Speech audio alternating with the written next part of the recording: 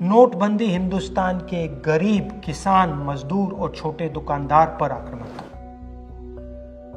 नोटबंदी हिंदुस्तान की असंगठित अर्थव्यवस्था पर आक्रमण था। 8 नवंबर 8 बजे 2016 प्रधानमंत्री जी ने नोटबंदी का निर्णय लिया। 500 रुपए, 1000 रुपए का नोट रद्दी कर दिया। पूरा हिंदुस्तान बैंक के सामने जाके खड़ा हुआ। आपने अपना पैसा, अपनी आमदनी बैंक के अंदर डाली। पहला सवाल, काला धन मिटा? नहीं। दूसरा सवाल, हिंदुस्तान के गरीब जनता को नोटबंदी से क्या फायदा मिला?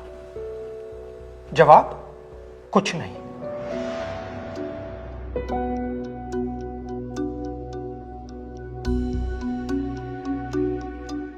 तो फायदा किसको मिला? फायदा हिंदुस्तान के सबसे बड़े अरबपतियों को मिला। कैसे? आपका जो पैसा था, आपके जेब में से, आपके घरों में से निकालकर उसका प्रयोग सरकार ने इन लोगों का कर्जा माफ करने के लिए किया।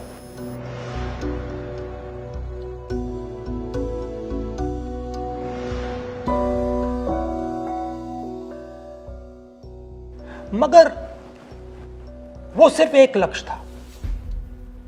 दूसरा लक्ष्य भी था छुपा हुआ, जमीन साफ करने का। जो हमारा इनफॉर्मल सेक्टर है, असंगठित अर्थव्यवस्था का सेक्टर है, वो कैश पे चलता है। छोटा दुकानदार हो, किसान हो, मजदूर हो, वो कैश से काम करता है।